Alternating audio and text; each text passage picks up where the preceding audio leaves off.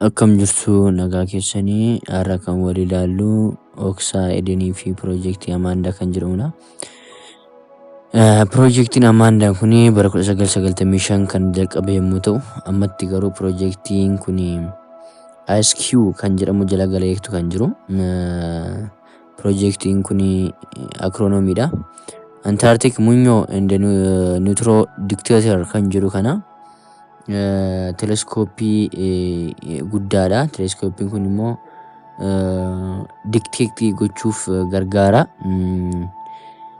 Teleskoopiin kun addunyaa kanarraatii bakka biraatti kan dhufu weevii lama jala kan jiru niwutiroonii kan qabu dikteetii godha jechuudha. Niwutirooniin kun sun immoo lafa jala keessatti gaafa darbu dikteektii gochuun nu gargaara jedhanii fayyadamu. Teleskooppii kana jechuudha. Teleskooppiin kun lafa jalatti kan inni owwaalameetu jiru. Kanaaf kan isaan lafa jala oksanii jiranii yookiin immoo qotanii kan isaan jiranii meetirii teleskooppii kana Paarisitti kan argamu taaworii amma si'a sadiiti kan waan ta'u meetira 300 ol jechuudha. Kanaaf Amaandaa piroojeektiin akkuma jirtu ta'ee wantoonni nama dhiban yookiin immoo wantoonni nama ajaa'ibsan illee ni jiru. Naannoo bakka amma piroojeektiin kun taasifamutti Roos Alsheelf kan jedhamu the wall operation isaa kan taasifamaa jiru. Bara 1925 illee jalqabanii kan isaan turan jechuudha. 1925tti special interestii bara kana kan ture survive godhanii bakka cabbiin baay'atu kana gahanii turan jechuudha.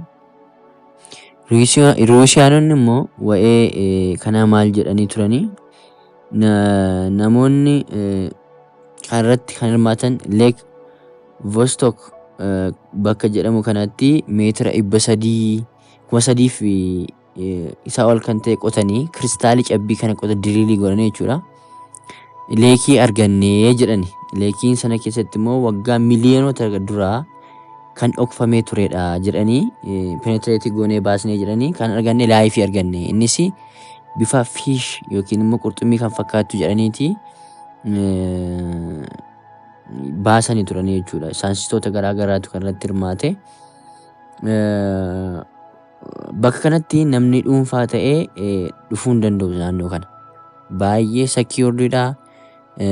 Antaartikaa keessatti wanti kun kan gaggeeffamu. Baay'ee sekiuurd bakka ta'ee namni dhuunfaan dhaquu hin danda'u. Bara 1959tti dursanii naannoo sana siistama kanaatiin qorannoo taasisuu jalqabanii turanii. Antarctic Treaty System kan jedhamu mallattoo mallatteessanii turan.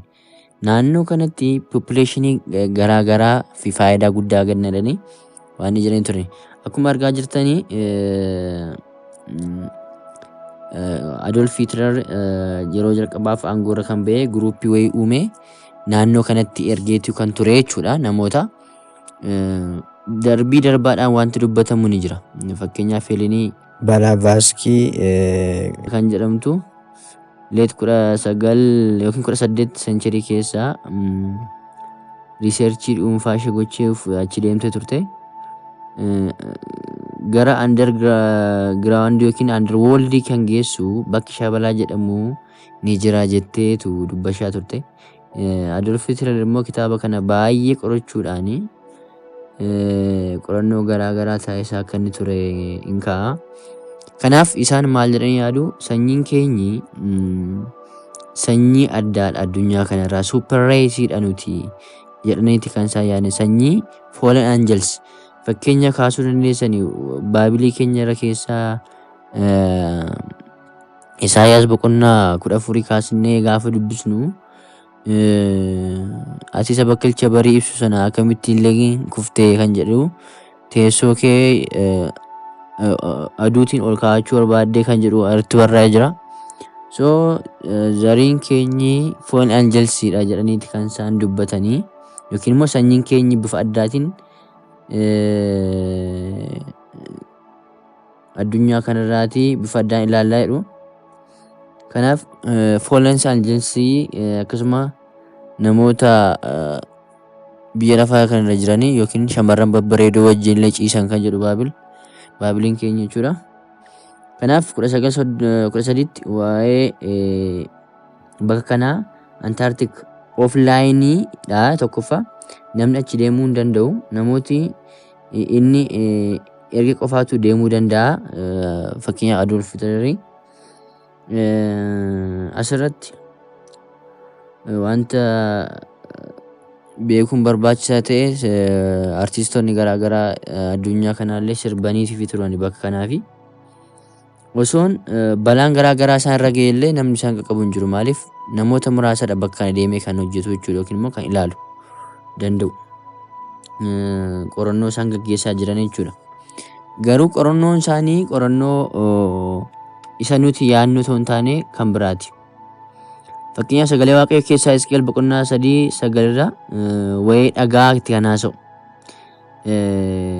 Akka inni jedhu adda kee keessaa akka dhagaa almaazii isa dhagaa qara qabuu caalaa jabaatu nan jabeessaa jedhu. Dhagaa baay'ee jabaataadha. Ingiliffaan isaa adamant jedhama. Baay'inaan dhagaan cimaa ta'e kun daameendii kan caalu reef kan inni ba'aa jiru maqaan isaa jechuudha. Kan Baabilii keenya keessa Hisqeel irratti dubbatame. Isaan maalinni waa'ee adamantii kana reef maqaa isaallee maqaatti moggaafachuu jalqaban jechuudha. Nama dhalootaan Bulgaariyaa kan ta'e amma lammii Faransaayii kan ta'e kunoo akkuma argaartanii Kiristoo namni jedhamu.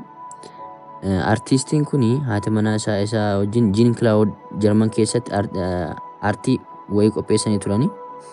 Artii isaan agarsiisanii bara tokko keessatti hojii addaa dinqiidha jedhamee ilaalamaafii ture. Bara isaan qopheessan kana keessatti jechuudha. Artii isaan qopheessan kun immoo The Wall jedhama. Akkuma argaartanii fakkii kaasanii keessi isaa garuu boolladha. Boolli kuni akka isaan jedhanitti icciitii qaba isaaniif jechuudha. Yeroo isaan waan barmeela 13,000 ol walitti qabaniitu keeyyan mana ijaarani yookiin akka girgiddaa jennu kana jechuudha.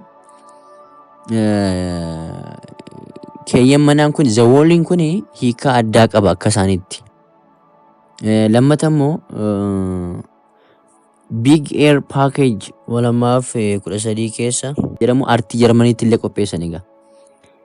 Akka fiinyaa kan fakkaatu afuufame artiidhaan akka isaan mul'isaa turan jechuudha. Fiinyaa guddaadha. Keessi isaa garuu boolla artii guddaa agarsiisuudhaaf yaadani.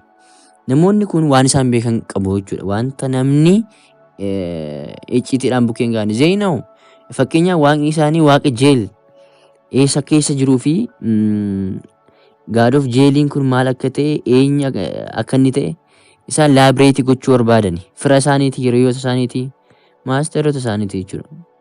Waaqni jeeliin kun bakka inni lookeetii ta'e jiru somewhere planeetii kanarraati bifa artiidhaan qopheessanii yeroo isaan dhiyeessanii it just like blue dha.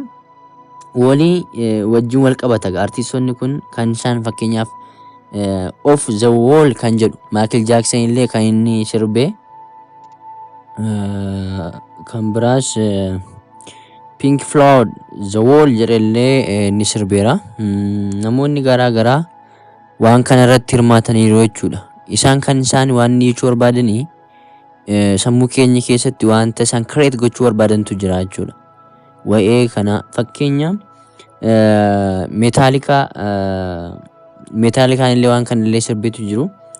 Meetaalikaan artii kana agarsiisuudhaaf waan ajaa'ibaati kan hojjete. YouTube irratti illee galtanii ilaaluu ni dandeessu. Kan isaa garuu wanti nama ajaa'iba tokko jira. Warra loogdi ta'anii fakkeenyaaf Fallen Angels lafa jalatti illee akka inni darbatame kan himu raajii Isaayyaas boqonnaa 14 kaastanii jira jechuudha yoo dubbistan jechuudha. Akkamitti lafa jalatti darbatamte kan jedhu. Isaan garuu maalinni wanta isaanii fi namoota kana gidduu waan tokko jira jechuudha. Waan akka woolii ta'e girgiddaa yookiin immoo keeyyan wayiitu jira kan isaan dhoksee kan isaan kana diiguufidha isaan. Sirbanni sirbee haqee jechuudha. Bakkuma Antaartikaa jedhamu kana deemee sirbanni immoo maal jedhaa? Free them well all jedha. Free them all. Gadhii isaanii jedheetu kan inni sirbedha. Fakkiin amma keenyan mana yookiin diigaaranii sirba sana irratti jechuudha. Warreen lafa jalatti hidhaman jarreen seexanaa sanaa fi isaaniif falmaa kan isaan jiran jechuudha. Sana qofaatii miti fiilmii Prison Break irratti waa'ee piriizanii Ameerikaanotaa miti kan ilaallu asirratti. Kan ilaalaa jirru woolii yookiin keeyyan warra hidhamanii jiranii fi namoota as jiranii gidduuttidha amma waan ta'aa jiru. Isaan waan isaan yaadanii tokkoffaa sammuu keenya irratti kireetii godhu. Maal? Icciitii isaanii sammuun keenya akka dubbisuuf isaaniif kireetii kan isaan gochuu yaalan jechuudha. Akkuma addunyaa kanaatti fiilmii kanaaf namni baay'een iddoo guddaa kennaniif waan jechaa Peeruu keessatti immoo yoo deemtanii ilaaltanii Amuroo Muuruu bakki jedhamu ni jira. Bakka kanatti namoonni bakkoota garaagaraatii fakkeenyaaf The Door of the Great Serpent jedhama. Turistoonni garaagaraa addunyaa kanarraa deemanillee ni ilaalu. Namoonni garaagaraa immoo qullaa isaanii dhaabbatanii balbala dhagaa guddaa kana fuulduratti dhaqaniiti kan isaan sagadanii jechuudha. Warreen adii balbala sana dura dhaabbatanii kan isaan waan jedhanii kana qofaa miti. Xonqaawwan yookiin immoo warra waan hamaa hojjetanii Peeruu keessaatii waan akka aaraa baatanii kan isaan itti naanna'ani. Amuroo Muuruu kuni yoom eessatti eenyuutiin hojjetame kan jedhe wanti beekamu hin jiru. Baay'ina dhagaa gurguddaa waan ta'eef wantoota icciitii gurguddaati baay'ee kan jiru. Keessumaa Berlin isa amma agartaa jirtanii waliin Berlinii illee sana wajjin wal qabataa jechuudha. Dookumentiirii garaagaraan Naashinaal Ji'oogiraafii waan garaagaraa illee deemee kan isaan waraabu garuu icciitii isaa kana wanti beekamu hin jiru jechuudha. Well connectedidha jechuudha kana wajjin. Kanaaf waan isaan gochuu barbaadan maayindii keenya irratti waan kireetii gochuu barbaadanidha. The break of the wall.